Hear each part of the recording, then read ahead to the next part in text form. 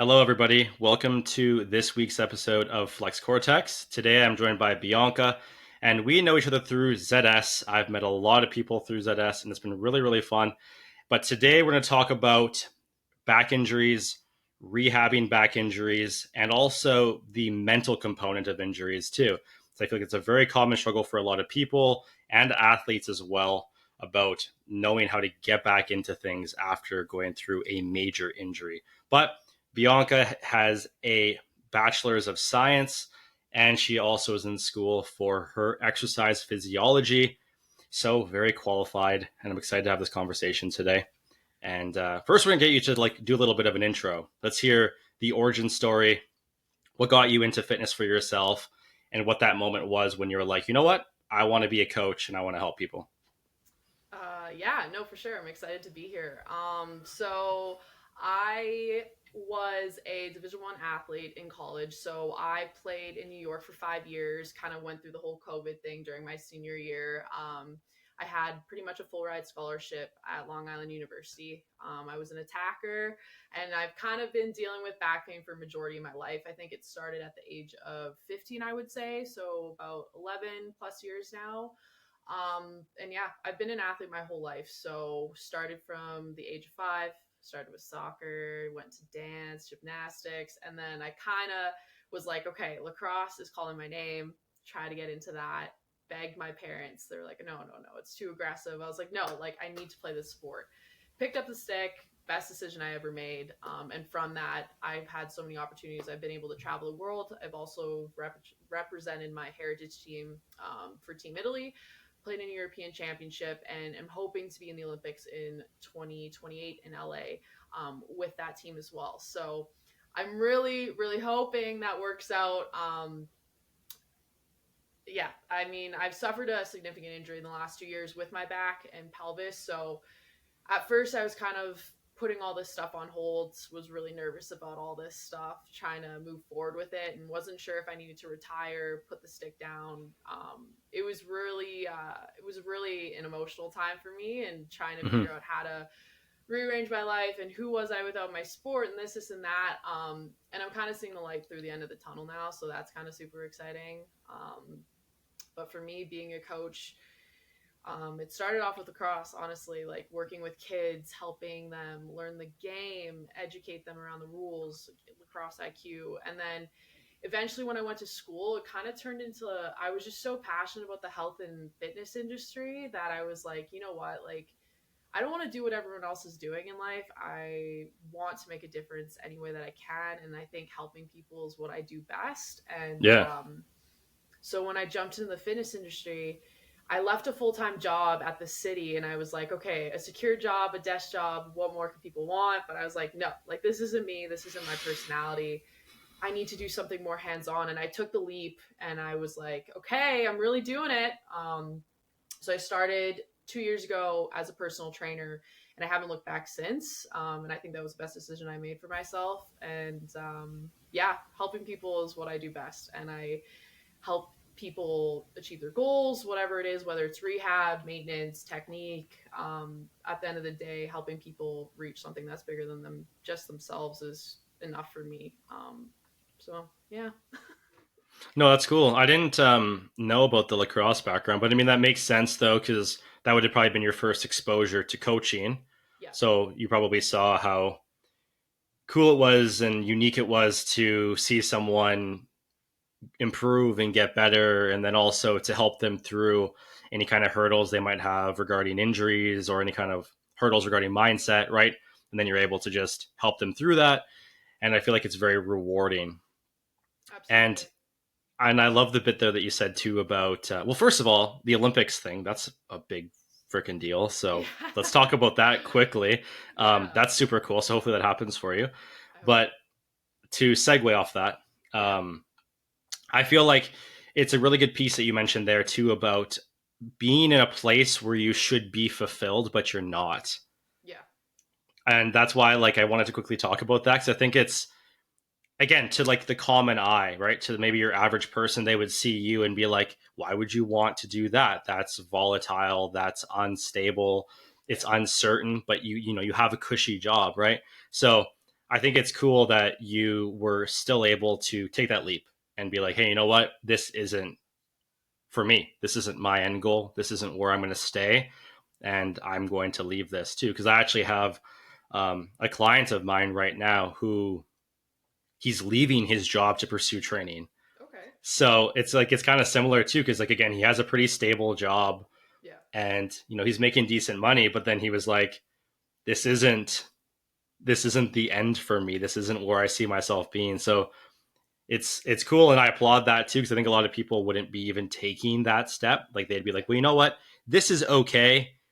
It's not the best. I'm not the happiest that I could be, but like, this pays the bills. I'm able to travel. I'm able to live a certain, like, a level of comfortability in my life, and I'm able to do certain things. But it's good to look at it like, well, I could have more, and I could be happier, and I could be helping people and being Yeah. more probably like fulfilled in general. Yeah, I think a lot of people just they get comfortable in life, you know, and it's like, Yeah. okay, like I was so grateful for the job I had, but like it came to a point where I was so stressed out. I was sitting there and I'm like is this worth it? Like is this really worth it? At the end of the day, like I didn't want to do what everyone else wanted me to do. Like I feel like my life plan had always been set in stone, you know, like all these things were coming down the pipeline for me or this is how my life is supposed to be and like at the end of the day, I was like, I'm not happy. I'm not doing what I love. Like, and Yeah. I don't care if people see my job as a joke or maybe don't take me seriously. Like, at the end of the day, like, I am helping people and you can't put a value on that. Like, you can't put a price tag on that. Like, I don't like my mindset's always constantly changing. I'm like, okay, I want to do this in the fitness industry. I want to do this. I want to have my own job or my Hmm. own gym, like whatever it is. And, but at the end of the day, it comes back to like, I want to help people. So, how can I do that? And in what way, in what capacity? Um, Yeah. and yeah, like I said, I think that was the best decision I made for myself. I'm kind of always 100%. used to be a people pleaser. Now I'm just like, all right, like stay in your lane. Like this is my path and let Yeah. me do what I want. And if you don't like it, then all right. 100%. No, I can relate to that too. Again, like, I can definitely relate to that. And I always say, like, complacency kills. Yeah. And I think a lot of people, they get comfortable and they start making enough money, but they're also in a point where, like, again, they're complacent and they're in an environment where they're safe. Yeah. Like, they know what they're making every 2 weeks. They know they're probably going to get a raise in the next 6 months, Yeah. and nothing wrong with that, right? No. If people want to work a job where, because I guess I'll kind of play devil's advocate for it, if people want to work a job where they have a consistent income, and if Mm-hmm. they are making a certain amount of money where they know they're making this every 2 weeks, Yeah. all the power to people that want to do that, because we need a lot of those people doing those jobs too. But if you're like us and you like the volatility of personal training, and if you like living on the edge a little bit, then, but again, like, it's just a matter of, are you living for yourself or are you living for other people? And that kind of ties into, like, people pleasing, right? Are Yeah. you are you living a life that they're validating? Like, Mm-hmm. are they validating what you're doing? Are you living this life to appease them? Because that was like me too. Like, before I got into training, I had the opportunity to do like electrical. So I was like Okay. getting offered my book to do like the apprenticeship and all the way through. And like, that day I quit. And like, it's an interesting story because, like, I was like, I thought that's what I wanted to do and everything. And then I was like given the opportunity to like do it all the way through for the 4 years.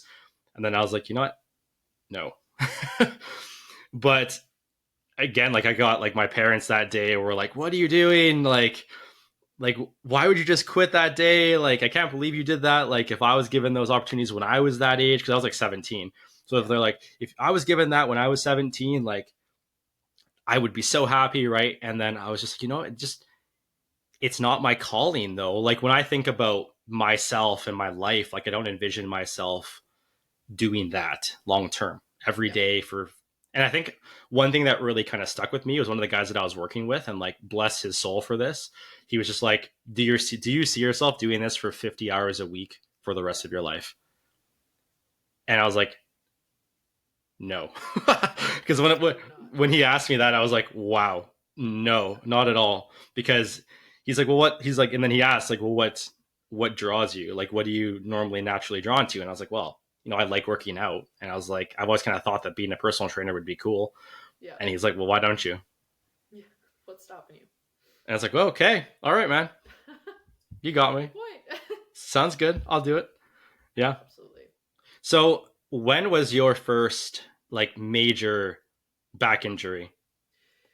I would say it started when I was 15. Okay. I think like playing competitive elite sports my whole life and then getting into lacrosse, where you're playing on concrete or a really hard surface and those joints are just taking an impact 24/7 and you're getting the crap beat out of you, right? Yeah.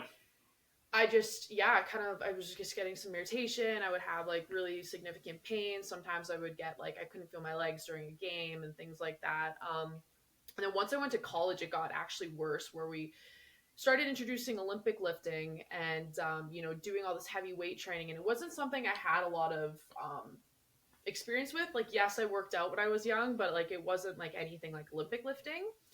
So not having a foundation on that and then jumping into it, I actually ended up blowing out my back.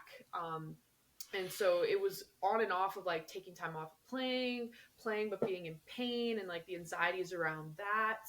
And then I actually got some imaging done in college, and it turns out I had a herniated L4, L5. So I did have a significant injury to my discs Oh with yeah. Okay. with a partial what would it be, like a fracture in my bone, and Yeah. then having some early stages of scoliosis, not like a severe degree, but just a little bit on my upper spine. And then so kind of just navigating through that through college, I'd go through really bad flare-ups to not being able to get off the floor and getting to a point where I had to take an oral steroid to reduce inflammation. So yeah, it was just like up and down for years. And then in the last 2 years, I suffered a significant pelvis injury, which is kind of correlated to my discs. And yeah, that was just a game changer for me. Trying to completely change my programming to my mentality to trying to navigate that mentally was just, it was really heartbreaking for me. I think almost having to come to the realization I need to walk away from my sport. That was heartbreaking because Yeah. I've been an athlete my whole life. But now, like, flip side of that, like looking at how far I've come along and actually being at the tail end of the recovery process, I think the strength training, the rehabbing, the mental process, like it all plays a vital role in having a significant back injury, in the way that you kind of talk to yourself through that as well. Yeah, because you said L4, L5. Yeah. So that's pretty low then. Yeah. Mm-hmm. How did you like when that all happened? How Yeah. did you go about trying to rehab that? Like, what was the process looking like for you? Yeah, absolutely. I think like, I've had multiple appointments in my life and I think it's been like chiro, physio, massage therapy, acupuncture. For for the most for most of it, it was going to appointments, right? Getting the rehab exercises, doing them, getting assigned dead bugs for the 100th time and being like, okay, is this really gonna fix my problem? But in reality, like I always talk about this, like I didn't understand how important core function played in a back injury. Like at the end of the day, I used Yeah, I to be love this that. like Yeah. ripped kid, like six pack and blah blah blah. But I'm like, that means nothing if you don't have proper core function. So Thousand understanding the percent. relationship between core function, lower back, spinal alignment, pelvic alignment, and especially in this last year, it hasn't been so much of like going to appointments to put a band-aid on it. It's been like, how can I change my strength program to benefit me and what I need at this time? Maybe it's like I Yeah. don't need to back squat 150 pounds. Maybe I don't need to pick up a barbell right now. Maybe it's actually going through what my body is doing during a squat. Where is my spine aligned? Where is my pelvis aligned? What are my hips doing? Like coming in tune with my body, because I mean, I've done it all. I've gotten injections, I've gotten, been to sports med and currently going through my next form of treatment, which would be a nerve blocking injection. Okay. So I've done a lot of rehabbing and a lot of treatment, and I've just come to a point where it's like maybe I actually look at the structure of my program and what I can do. Like I said, that benefits me. Yeah. No, I love what you said there about core function because I feel like for most people they try to diagnose a back injury and they think that it's very like localized Yeah. and that it's just like, well, there's this acute injury to this location because there's an issue here, but it's like, well, No, I mean, like, obviously there's the acute component of the injury, Yeah, but when it comes down to it, like, there has to be things contributing, like a yeah, lack of function to a degree or to many degrees too. And like you said, it ties into like the rib cage, even ties into the pelvis, the rib cage of course. ties into the hips, ties into the shoulders, right? If there's dysfunction through the rib cage, Yeah, whether it being a slight nutation or a slight rotation based issue or a slight alter of positioning, that could affect how you actually function and move, right? So yeah, that is a great point, and I think a lot of people tend to think that when they get hurt, the fix is to actually be doing nothing. Yeah, and I think within that, it drastically prolongs the recovery process because if you do go through an injury, especially if it's more of like a debilitating one where it's a little bit more severe, you have more limitations from it, you have yeah, restrictions from it too. I think the more sedentary you are out of that injury, it'll prolong like the sport protocol, like when you can come back to actually playing sport, or even for somebody who's just like Gen Pop, like when they can get back to working, right? yeah. Because like you're sitting at home, you're not getting much blood flow, oxygen, like you're not really actually trying to like improve things and actually get the body functioning and working properly again. Yeah, no, for sure. Like I get it. Like there's moments in a back or injury where yes, like 2 days to a week of rest is maybe needed, but I think like the quicker you can kind of understand what your body needs or what is it that's maybe lacking in terms of strength and function and mobility, the quicker you can kind of help yourself rehab through that process, right? Like Yeah, yeah, I've had points where I've had to sit out of games because I was in so much pain, or I'd had to sit on the sideline. Like I've had to take time off, and like sometimes, like yes, your body does need that. And if there's anything I've learned in the last 2 years, when I suffered a significant injury, I was like, you know what? Maybe this is my body's way of telling me like I need to slow down a little bit and actually stop trying to push through pain and do things that, you know, maybe I'm goblet squatting with the dumbbell. Maybe I'm not getting on a bar. Like mentally having that yeah, shift was very yeah. difficult for me because I went from being a college athlete lifting over 200 pounds to, okay, maybe now I'm lifting half of that. And that's okay because my version of strong is different now.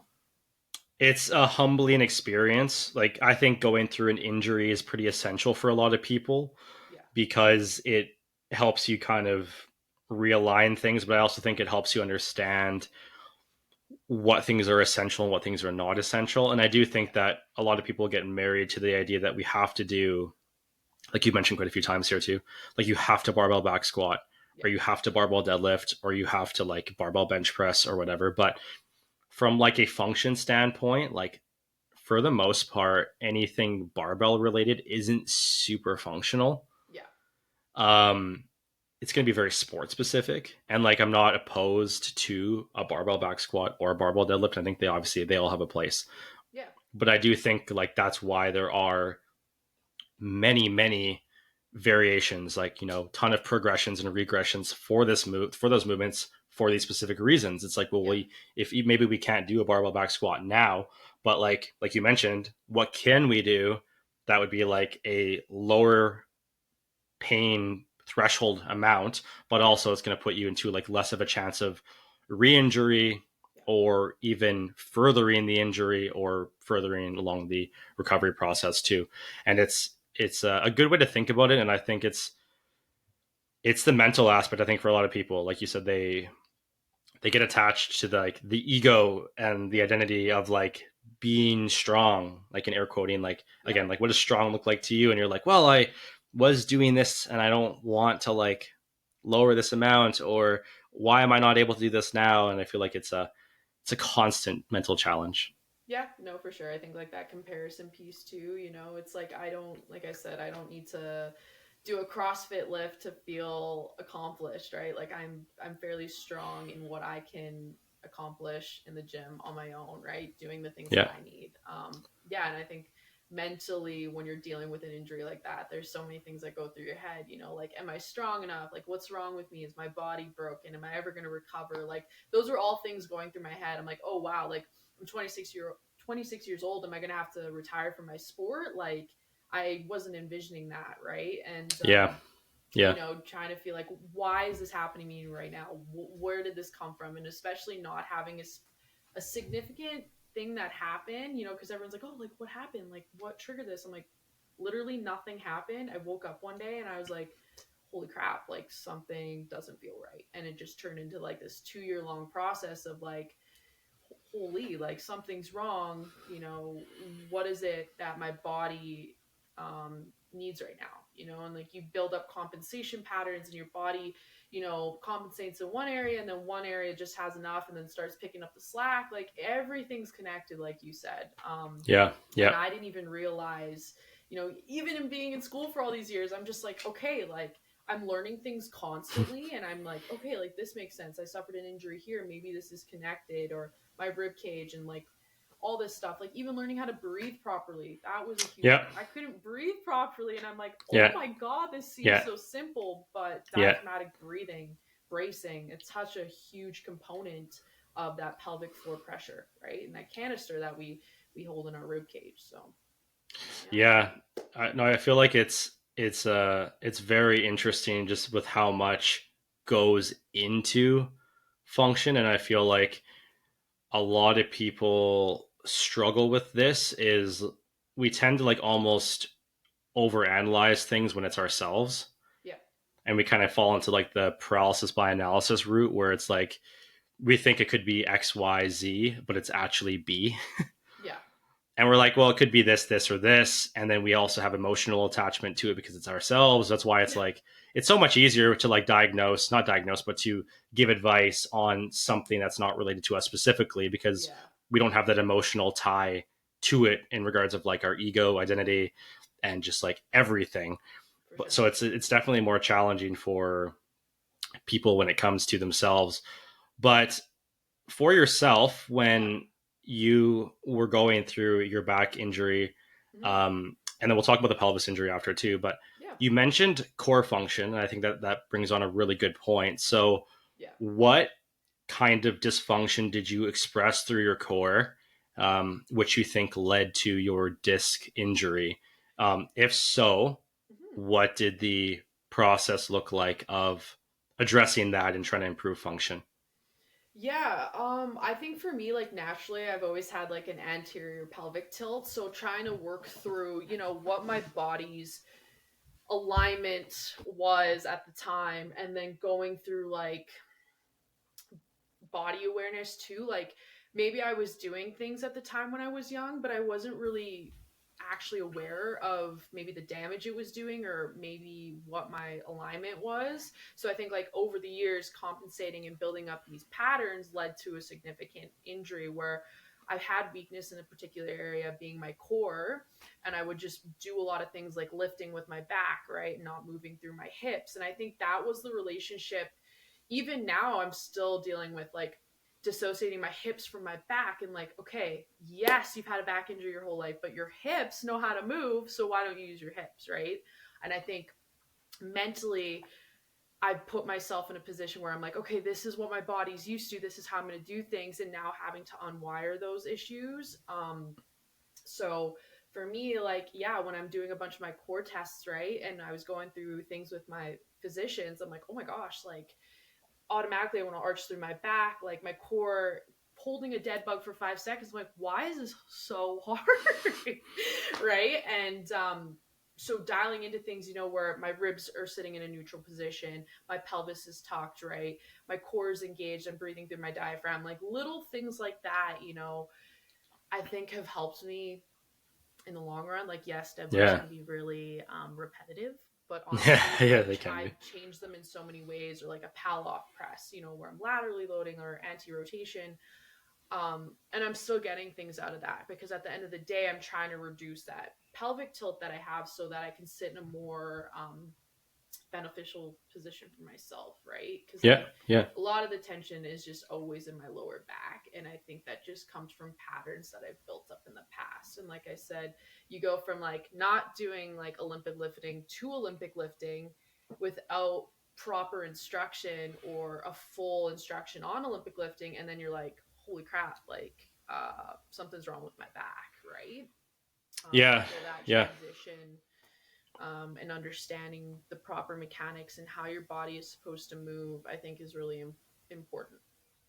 Yeah. And I do think that this like ties in nicely to the importance of having a coach, especially because like if you are, relatively new and you're maybe lacking that proprioception and like Yeah, lacking the body awareness, it's really nice to have somebody that can really like reinforce that with you and try to get you give you good cues, good pointers, good yeah, advice, and help you self correct and help you understand what things should feel like. yeah, So I feel like at the beginning, for a majority of the population, when they first get into the gym, like they do lack that proprioception. They don't really understand how things should feel, how they should be moving, just due to a lack of skill, which isn't anything bad inherently. It's just a time based thing. But it's nice to have somebody there to kind of hold your hand a little bit in the beginning to just yeah. give you that advice, or even like for you too, if like hiring a coach at some point in time I've to had coaches. shift, yeah, to shift the focus, right? Where you're able to get a secondary perspective on whatever it is that you're taking on. So like if it's Olympic lifting or if it's a different kind of sport per se, Yeah, having somebody like be able to give you some point. Because again, like I think with Olympic lifting, it's so fast, it's so explosive, and it's like yeah. triple extension. It's just It's like, whoa. yeah, it's Yeah, like a very quick movement that the margin for error is like relatively low I because agree. it's like all of a sudden the bar is on the ground, the bar is up in the air, it's overhead, Yeah, and it's like, oh man, okay. you're like, whoa. Yeah, no, I agree. Like, and even like myself, like, yes, I've been a personal trainer. Yes, I've had experience in the gym, but I still love having my own coach or my own personal trainer Yeah. walking me through things because I feel like sometimes like I get more out of it. Like that's why I love being a coach because it's like, okay, someone, I get someone through an assessment, they're doing things. I'm like, okay, like maybe this is why your back hurts or your Hmm. knee hurts or your hip hurts. Like they don't Yep. realize in real time what they're doing, right? So that's where we come in and be like, hey, like why don't you try this, or I want you to think of this and cue them up properly. But Yeah. yeah, even me, like I love working with a coach. I feel like it pushes me even harder. But when I go through the movements in the gym now, I'm doing everything so that when I get to my clients, like I know how they should be feeling this or what rate they should be working Yeah. at, or like, okay, maybe this is what's going to help them, right? So I do things in the gym that can help reflect with my clients because, that's as a coach what makes me better, I feel like. Yeah, I feel like mentorship for a coach, like just again having a coach or having multiple coaches, is Yeah. so beneficial because like you said, you can kind of take what you're learning, Yeah. apply it to your own training, and then within that too you have more tools in your belt to use with your clients when those issues arise or when you face those obstacles with your clients too. And then it's Yes. just a matter of like, well, like I had this similar related issue, I was able to apply these things to it and try it out, and then all of a sudden you can like you have a client that presents a certain problem and you could try that out and see if it works, Yeah. and before you resort to sending them off to somebody else. Because I do think as trainers, obviously we do have to be careful that we're not, as I'm sure you're aware too, very aware, diagnosing things without Yes. much context as to what it Absolutely. actually is. But I do think that we can do a lot still just Mm-hmm. via having a good understanding of biomechanics, anatomy, and movement in general. I think you should be able to like really be able to analyze movement, and if somebody's expressing dysfunction through movement in Yeah. some way, shape, or form, you should be able to still be like, well, this person obviously lacks this degree of hip rotation, so Yeah. No, this for was probably sure. contributing to XYZ, knee pain, back pain, whatever, and let's try to figure out a way to like open that up or address Mm-hmm. that. Yeah, no, absolutely. I think it's kind of nice too because like in the facilities that I work at, because like I have access to the gym, right? And then I have, I collaborate with chiro, acupuncture, massage, Yeah. physio. Like I think it's really nice having work alongside practitioners like that because at the end of the day we collaborate. I'm like, hey, I Yeah. had this client, she's demonstrating this X, Y, and Z. What are your opinions or what is your advice on on this, right? And then we can kind of collaborate or refer out to each other and then tag team that, which is really nice because then I'm learning from them, they're kind of getting feedback from me. And I, like I said, I feel like I'm always learning something new or some new exercise or something that I Mhm. didn't know before, which is kind of cool, right? So I think it's really interesting how everything kind of ties together. Yeah, I like that too because you're building a really solid referral network, like you said, right? Yeah. They trust you, you trust them, and then it's nice because they could probably hand you clients too if they're like, hey, this person is getting through their sessions with me, their treatment or whatever it may be, and Yeah. they need to get kind of segued back into just living life again. And then all of a sudden they trust you because you've built rapport with them. They can see your skills. They can see that you have a good like understanding of biomechanics and everything.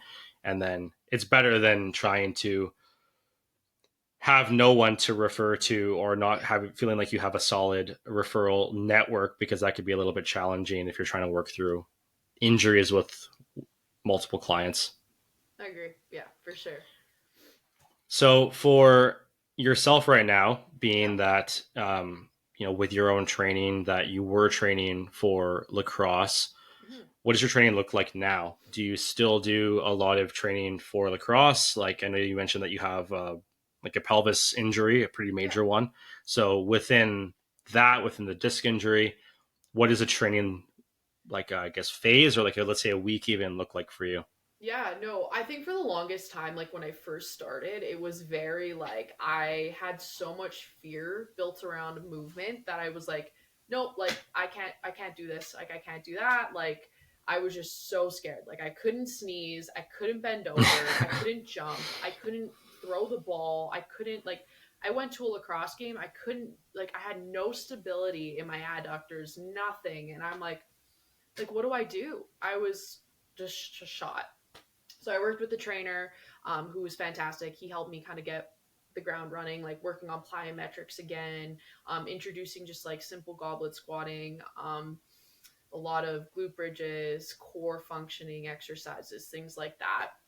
And then back and forth between the appointments, kind of just tried out different training styles. Like I didn't hinge for a really long time. I was focusing on unilateral training and trying to strengthen my glutes, making sure, like I said, my spinal alignment was good, coordination, stability, because I had none.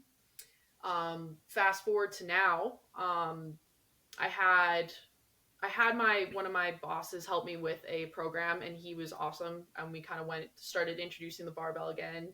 Unilateral was kind of just something that I really dialed into.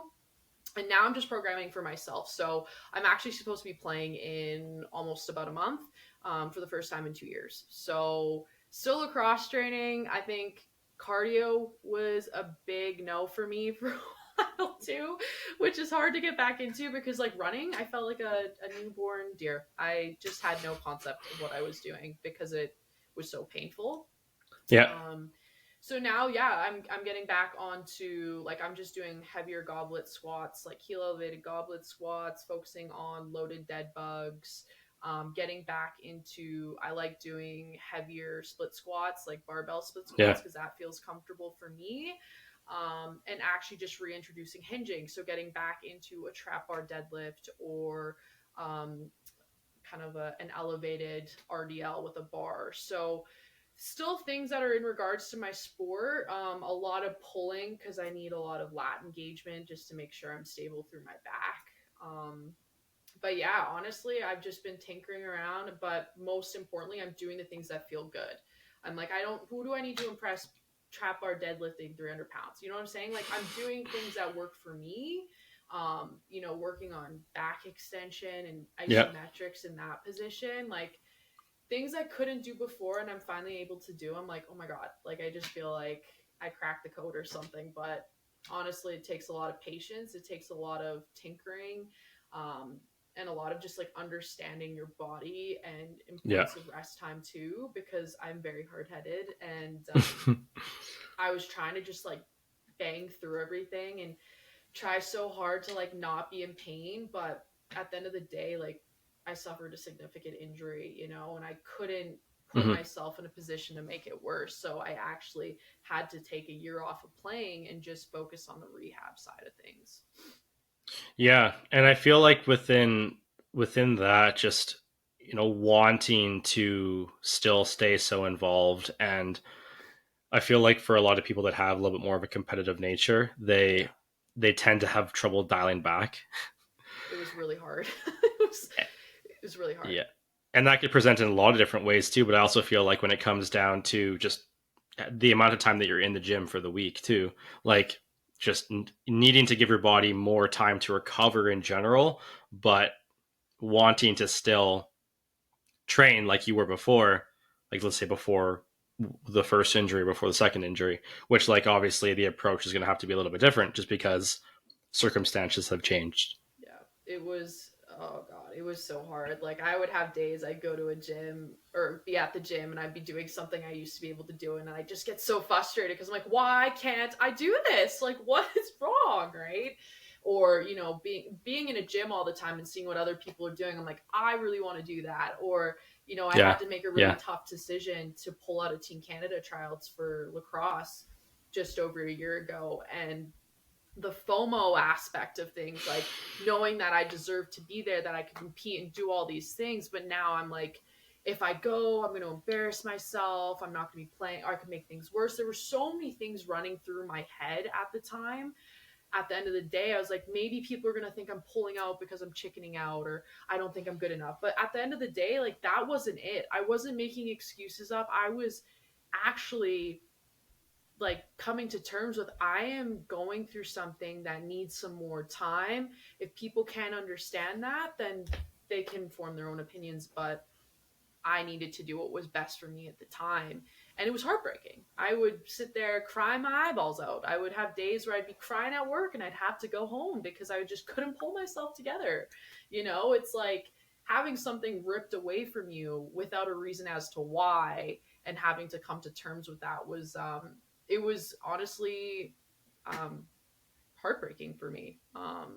But now being Yeah. on the other side of that, I'm like, people are going to deal with things in their life like significant injuries, or maybe having to question who they are without their sport, and figuring out who their identity is. But like honestly, like it's not the end of your career at all by any means. Like if you are dealing with significant injury, like don't give up on it. Like just stay patient and stay the course and trust the process, because what may have taken you 4 weeks before might actually take you 3 months to a year, right? Like everyone's Yeah. bodies are constantly changing, they're adapting. I am also 10 years older than I was, when I first suffered my first injury. My recovery 100%. process is different, Yeah. but Yeah. Yeah. I'm so in tune with my health now, like supplementation, protein, this and that. Like I'm focused on what makes my body feel good and helps with the inflammation that I deal with, right? So there's Yeah. just so many things that factor into it. But Yeah. it's all about So mindset too. yeah, to kind of build on that, actually, I was going to actually ask you about the Yeah. mindset component of it too, because I feel like that kind of works in tandem with the things that you just talked about too. Like obviously, what we fuel our body with and what we do to ensure that we're recovering properly. But for yourself, like you mentioned there quite a few times, that you had a lot of trouble with the mindset component of it, right? So if let's say somebody's listening to this and they are going through a major injury Mm-hmm. and they're having trouble coming to terms with it, like let's say like yourself, where you were almost doing things that you trying to do things that you could do before, or you're getting FOMO, you're like, man, I wish I was like Mm-hmm. able to do that right now. Yeah. Like what would you advise that they do to work through that? Because I feel like that's a common issue for probably a lot of people when they first have a major injury, whether it's Yeah. related to sports or not. Yeah. No, for sure. I feel like, especially just speaking from like an athlete perspective, like because I played at that Division 1 level, I was always like, okay, I have to be tough. Like I mentally have to be all there. Like I can't show any signs of weakness, all that kind of stuff. Um, and I was always so worried about what other people would be saying or thinking, right? Oh, she's, because I did struggle with a lack of confidence when I was younger, right? So people were thinking maybe I was making this injury up, or, but at the end of the day, like it's about you. It's about your story, your journey, your path. And if there's one thing that I've really honed in on this year is like my story. It's not what everyone else is saying. It's not what everyone else wants for me. It's about what Bianca wants. And I know myself better than anyone else. And yeah, I think just coming to terms with like, okay, Bianca, you're 26, you're not 16 anymore. What Hmm. you used to do is what you needed at the time for your sport, the demand in which you competed at. Now, Bianca, you're in a different phase of your life. Okay, yes, you made the decision to go to the Olympics now. That's going to require a different form of training, but my recovery process is different. I have access to different healthcare providers now, different opinions, different angles. Um, I think at the end of the day, it's easier said than done. Like, yeah, don't compare yourself to others, right? But seriously, like, what is comparing yourself going to do for anyone, right? Like, I think, okay, coming to terms with, yes, I'm injured, acknowledge that. What are the next steps? What are the next phases? Okay, go to get your assessments, go to your chiro, your physio, do those appointments once a week, stay consistent with those. But then what is my strength training phases or program going to look like, right? Because we don't want to keep irritating things. We want to heal and make your body Hmm. stronger in ways that you need for the demand it's going through right now, right? Yep. Yep. So yeah, I think just trying to understand like what my body needed, what it was feeling. On a day where I was like, you know what, Bianca, like you're not feeling great, don't push it. That means don't push it, right? Not trying to be like, okay, Bianca, go lift some weights because that's gonna make things better, right? Like coming to terms with, like I said, taking time off, resetting, getting my nervous system back down because I was just the more wound up I was, the more stressed out I was, like preparing for a tryout that I knew my body wasn't ready for. The more inflammation, the more flare ups I actually had. And I think my relationship with my mind and my body, it was telling me, like, hey, Bianca, like pump the brakes. Like it's time to like really recover. And I think just like being okay with that and just being like, all right, this is what's going on right now. These are the cards you're dealt with. All right, Yeah. like put your head down, get to work. Don't yeah, sulk for a little bit. Like I definitely sulked, but I was like, I've had enough of this. What do I need to do to get myself into a point of like, okay, Bianca, you're gonna get back to yourself and you're gonna be even better than you were before. Right? So Yeah. Yeah. I think it's like a level of acceptance is required, like a level of acceptance of like the current circumstances. But I also think that it's important to acknowledge for just in general too that the current circumstances aren't going to be permanent. yeah, no, absolutely. Like, and I think a lot of people tend to just with any kind of thing, right? They tend to see it as like, well, this might just be how it is forever. And it's like, well, no, it's not Mm-mm. how it is forever, just Yeah. how it is right now. But like, I love what you said there too about giving yourself time to go through the grieving process, like giving yourself time to be like, this sucks, this blows, like, Yeah. you know, like I'm not, I fucked up, or like this sucks, and allowing yourself to kind of work through those emotions naturally. But Yeah. then, like you mentioned, having a point where you're like, okay, what is the next plan of action? Yeah. Like, what can I focus my attention on, and like what can I put my energy into? Because Absolutely. otherwise, it can be a vicious cycle, like you said, where you just sit there and you're like, oh man, I am not where I want to be. I'm not making progress. I'm Yeah. not moving anywhere. I'm staying stuck where I currently am. Yeah. And then all of a sudden, like you're in this like downward spiral of like everything. But Yes. if you can kind of quickly like change your focus to something that's productive, and even if it's not where you envision yourself being like long term, Yeah. it's still something to strive for and to something for like to train towards. And at least that way you have something to shift the focus to. Yeah. Well, absolutely too. And like I said, it's all part of the process, it's all part of the journey. Like everything kind of ties in, and now I can look back at it and be like, okay, I went through this really difficult time, but what did I gain out of it? Right? I gained strength, resilience, patience, determination, confidence, all these things, right? Like every part of your journey helps you in some sort of way. And I Yeah. think like we learn in at a ZS too, like how important mindset truly is, right? If you keep portraying negative thoughts or speaking negative thoughts and thinking negative thoughts, that's exactly what's going to play out, right? And I Yeah. think if you can rephrase those to more positive thinking, positive self-talk, that that thing that you want or that dream or that goal, like it's possible, but you have to retrain the way like you're mentally looking at things, right? And I'm guilty of it. Like I was diagnosed with depression and anxiety at 18 in college, and it was terrifying, but I had so many negative thoughts at the time and so many things that were weighing me down. Like now when I go through life, I'm like, okay, like, how am I going to picture this in a positive way, or, see this in a positive way so that I'm not succumbing to all this negativity. And it's hard to not get caught into the negative thoughts when you really go through something um, like an injury in your sport, right? Yeah. It's just like I was down in the dumps for a long time, and I'm just like, well, I guess I'm throwing in the towel. Like this is what my life looks like now. But I was kind of like, what? Like that's not who I am. Like Yeah. I It still have doesn't so much doesn't to have to. experience. Yeah, it's man, any kind of injury is tough, and I think it comes with time Yeah. to realize that, like, to try to look at something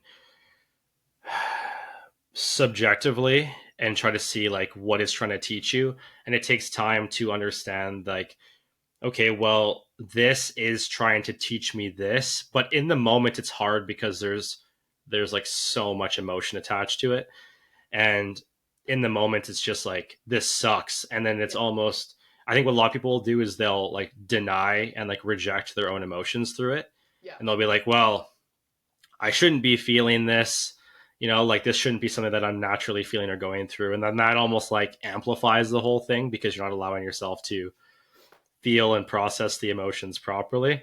Yeah. So I think it's like a bit of a happy medium of where like you should allow yourself to feel the normal feelings about it and feel a certain way about what happened and process it. Yeah. But like you said there with like the mindset component and like all what we've learned about and talked about a lot with ZS as well too is like the beliefs that we have or the ideologies that we have about ourselves will definitely present in many ways. Yeah. No, I agree. And if we have this mindset that we're never going to get better or that we're never going to be where we want to be again or that we're never going to get out of this like rut that we're in, Yeah. it's going to be hard to actually get out of the rut and see the other side. Yeah. No, I feel like even like the roadblocks, we discussed too, like a lot of Yeah. people in their fitness journey, even if it's not back pain, are going to go through roadblocks or things that set them back or get in their way. And at the end of the day, it's like mindset wise, like what are you going to do to get through them? And if you're getting in your own way, how is that helping you? Like what benefit is that doing to anyone, right?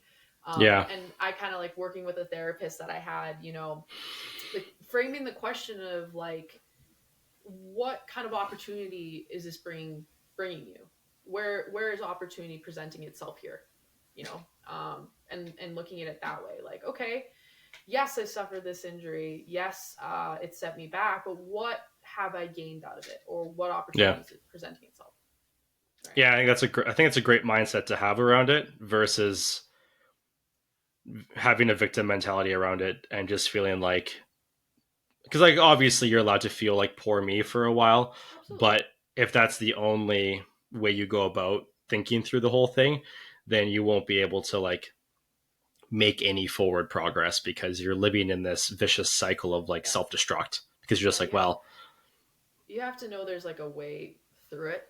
There's always a way through it. And even in, I feel like a lot of people, most of the population deals with back pain, right? And you see a lot of people working desk jobs, like even like clients that I have, right? Like they have desk jobs. You see like the tight hips, the weak glutes, right? Poor posture. It's everything ties in, right? And it's just like there's always something that you can do to help benefit yourself, right? And if you have things going on, or you have a sore back that's been going on for years, it's like, have you done anything to help yourself, right? Or have you tried strength training, things like that, right? Like if you make excuses for yourself or you get in your own way, it's not gonna benefit you in any way, right? So it's like, take care of yourself and put yourself first and get those negative thoughts out of your head and just be like, okay, like let's try something new, let's try something different, right? yeah. So I got like one final question for you. For somebody that like you mentioned there just now, like battles with back pain. Yeah. Um, what would be some things that you would advise that they do to start trying to work through it? Because I feel like back pain is probably one of the most common things that people generally deal with. Yeah, absolutely.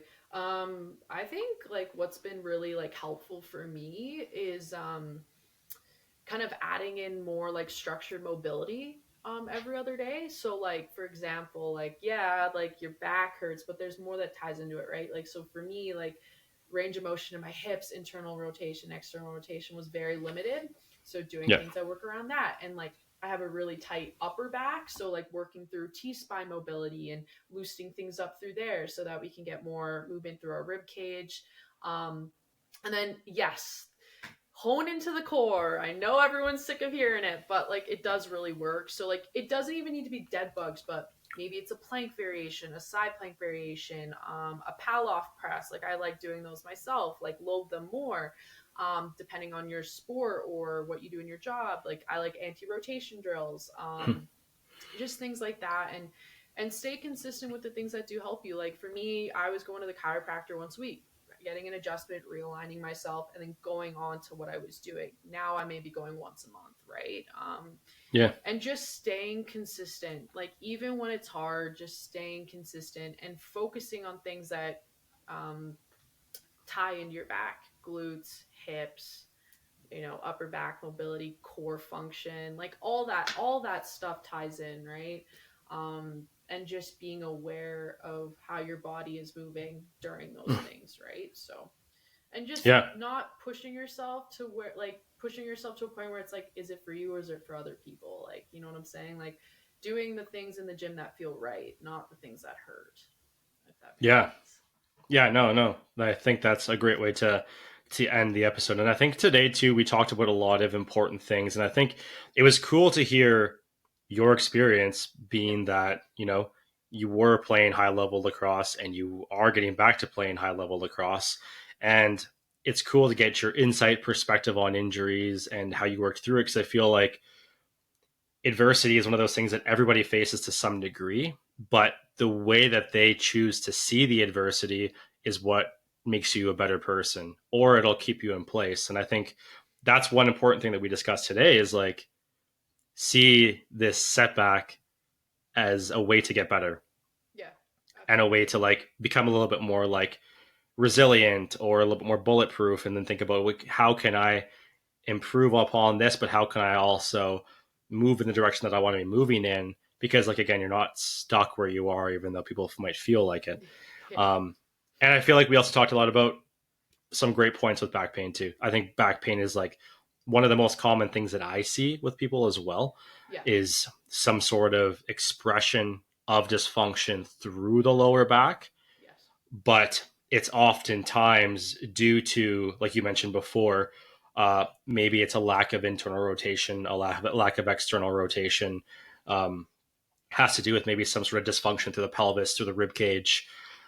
Maybe they're at a desk job where they're very sedentary, or they work a very unique occupation where they're doing a lot of really repetitive, weird movements Yeah. consistently too, right? It's a matter of figuring out, okay, well, like what is this pain trying to tell me?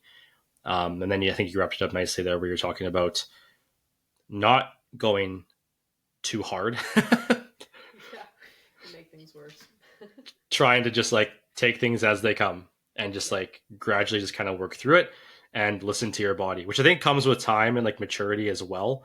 You Yes. learn like you mentioned earlier on in the podcast, I'm not 16 anymore. I, Took me a I long time to get to this point. Trust me. It yeah. was a very, very whirlwind of emotion in the last 2 years. I'm Italian. I'm hard headed, like I said. But like, Yeah. I think a huge thing is just acknowledging when something is kind of, you know, off and what you can do to work through those things.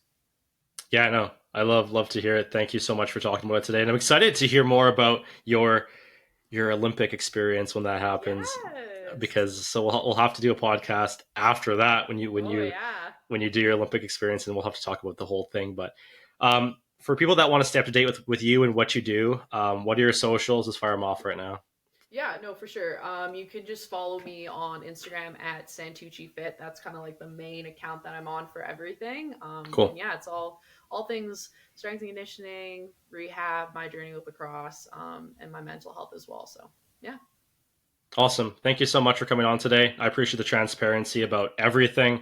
I think the mental health stuff too, because I think that's something that's not talked about enough. hmm, So I'm trying to be an advocate for that and talk about it as often as possible. So thank you for supporting that. of course. Thanks for having me. It was awesome. Yeah, no problem. Until the next one. Yes, absolutely.